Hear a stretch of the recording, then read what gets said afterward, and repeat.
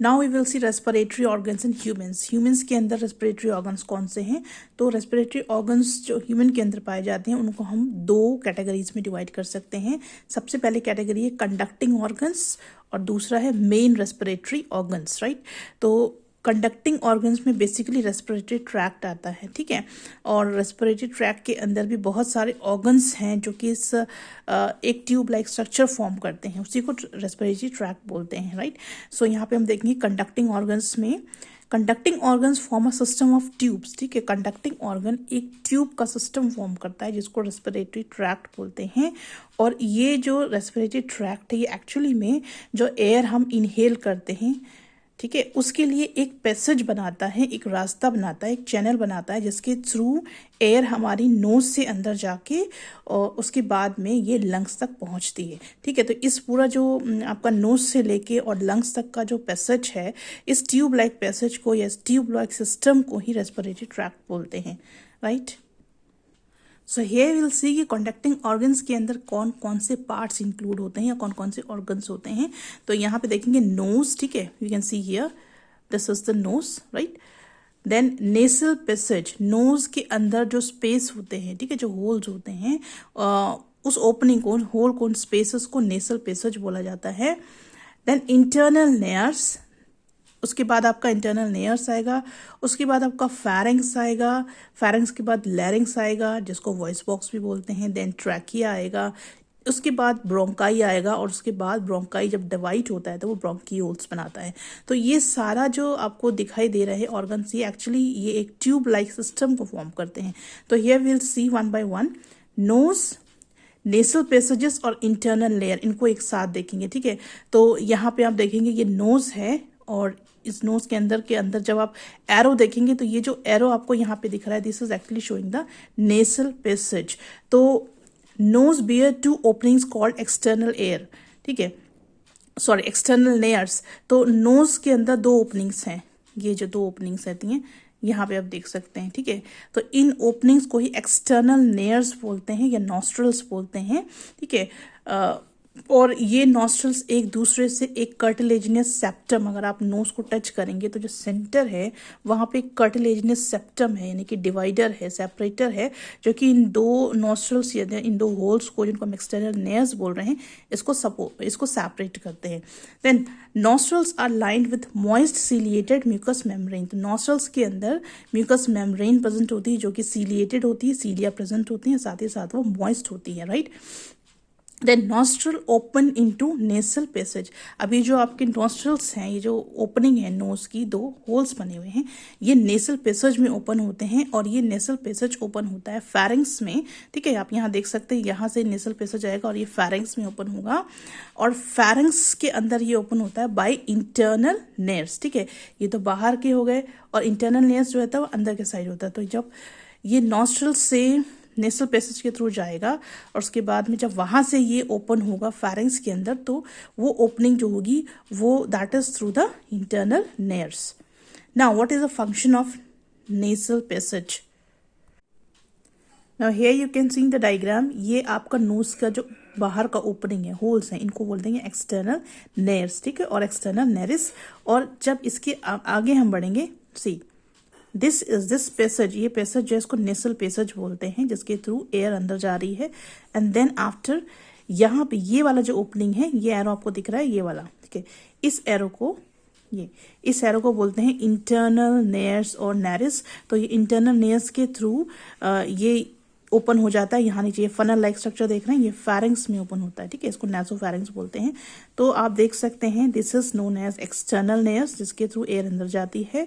Then this middle portion is the nasal passage and then the last one, the innermost, ये वाला जहाँ ये opening है, इस ओपनिंग को बोलते हैं इंटरनल नेयर्स और नेरिस। और इसी के थ्रू यहाँ से ये फैरिंग्स में जाके ओपन हो जाता है। Now here we will see the functions of nasal passages। क्या फंक्शन है?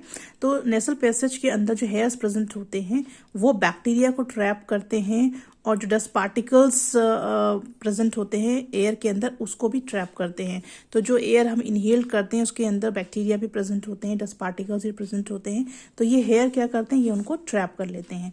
देन नॉस्ट्रल की जो अंदर के आपने बताया था कि जो नॉस्ट्रल के अंदर लाइनिंग होती है म्यूकस मेम्ब्रेन की, तो ये म्यूकस मेम्ब्रेन की जो लाइनिंग होती है ये सिक्रीट करते हैं म्यूकस को, जो कि नेसल पैसेजेस को मॉइस्ट रखते हैं और जिसकी वजह से जो एयर इसके अंदर जाती है वो भी इसको एयर को भी मॉइस्ट बना देते हैं।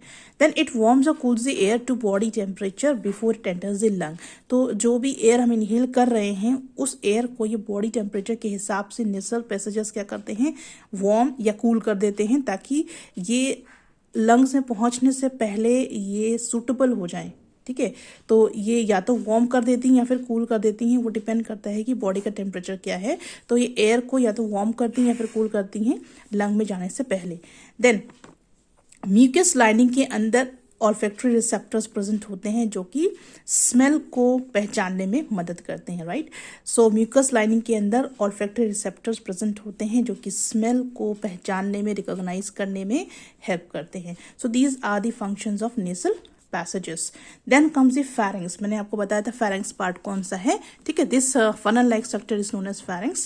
So here we'll see pharynx is a passage where the food tube and air tube, food tube को esophagus भी बोलते हैं और air tube को trachea बोलते हैं। तो जिस पॉइंट पे food tube और air tube एक दूसरे को क्रॉस करते हैं वो पॉइंट ही एक्चुअली में pharynx कहलाता है। The opening of trachea into the pharynx is called glottis. तो यहाँ पे आप देखेंगे कि ये जो pharynx है, आप यहाँ देखेंगे कि दिस इज ट्रैकिया, ठीक है, जो कि एयर ट्यूब है।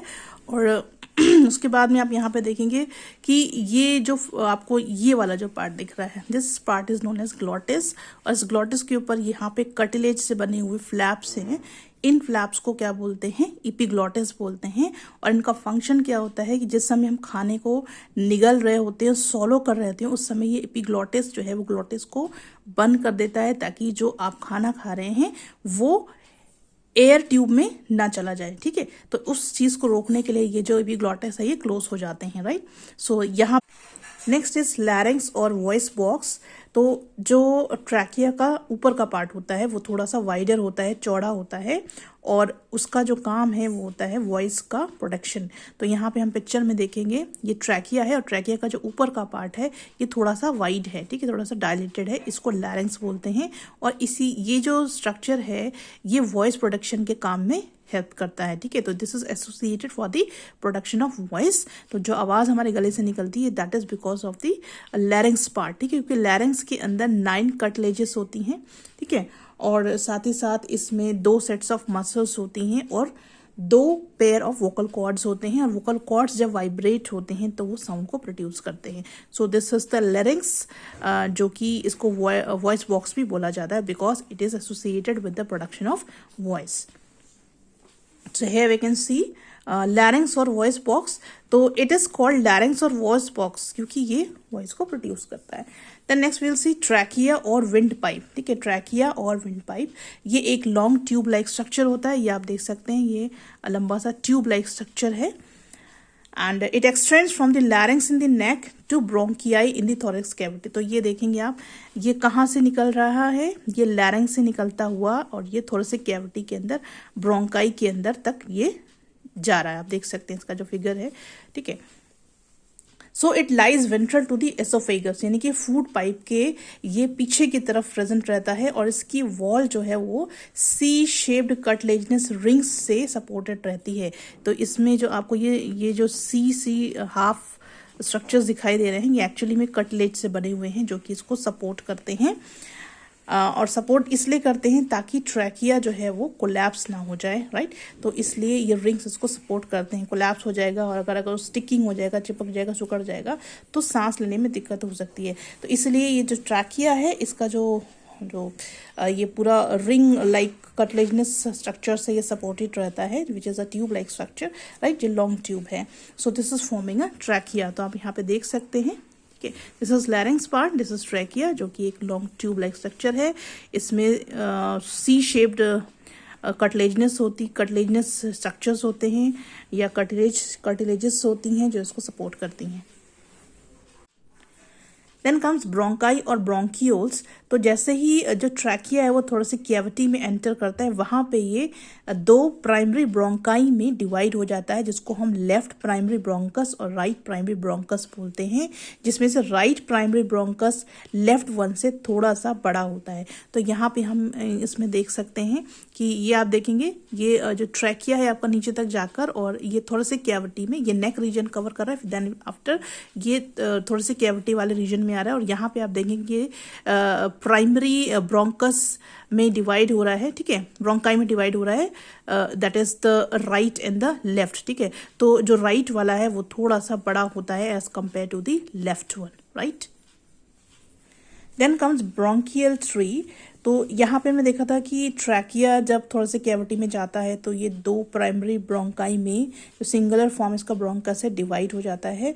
तो यहाँ पे हम देखेंगे कि फिर से जो प्राइमरी ब्रोंकस है जब ये लंग्स में एंटर होता है, दोनों साइड राइट और लेफ्ट में जब ये एंटर होता है, तो वहाँ पे ये फिर से डिवाइड हो जाता है इंटू सेकेंडरी एंड टर्शरी ब्रोंकियाई, ठीक है। तो हम इसको डायग्राम में देखेंगे। सो हियर यू कैन सी, ठीक है, ये लैरिंग्स से ये ट्रैकिया है, और ट्रैकिया जाके ये नेक रीजन कवर करते करते थोड़े से कैविटी में जाके यहाँ पे आप देखेंगे जो प्राइमरी ब्रोंकाई है वो लंग्स के अंदर दोनों साइड में फिर से डिवाइड हो रही है। सो किस में डिवाइड हो रही है? सेकेंडरी, यहाँ आप देखेंगे सेकेंडरी ब्रोंकियाई, देन टर्शरी ब्रोंकियाई, और उसके बाद टर्शरी ब्रोंकियाई अगेन रीडिवाइड हो रही है, और जो कि फॉर्म कर रही है ब्रोंकियोल्स, राइट। तो ये जो कंप्लीट स्ट्रक्चर आपको दिख रहा है, इस कंप्लीट स्ट्रक्चर को बोला जाता है ब्रोंकियल ट्री, राइट। तो हमने देख लिया ना, सेकेंडरी और टर्शरी ब्रोंकियाई में डिवाइड होता है पहले, उसके बाद में ये जो ब्रोंकियाई है इनमें से फिर ब्रांचेस निकलती हैं जो फॉर्म करती हैं bronchioles, then tertiary bronchioles and then into respiratory bronchioles. तो इस तरह से ये निकलती चली जाती हैं, डिवाइड होती जाती हैं, और इस पूरे एक ब्रोंकस के अंदर, यानी कि जो ब्रोंकस है, ठीक है, प्राइमरी ब्रोंकस दो आपके आ रहे हैं ना, राइट एंड लेफ्ट। तो अगर हम उसको देखें तो जो ब्रोंकस अलॉन्ग विद ऑल इस ब्रांचेस, जितनी भी ब्रांचेस हैं उसके साथ हम इसको कलेक्टिवली ब्रोंकियल ट्री बोलते हैं। So here in the diagram you can सी, ठीक है, यहाँ पे ट्रैकिया है जो कि डिवाइड हो रहा है दो में, ठीक है, प्राइमरी ब्रोंकियाई में ये डिवाइड हो रहा है, तो right primary bronchus and left primary bronchus. और ये जो अगर हम एक ब्रोंकस की बात कर रहे हैं तो एक ब्रोंकस अपनी पूरी ब्रांचेस के साथ में इसको बोला जाता है ब्रोंकियल ट्री।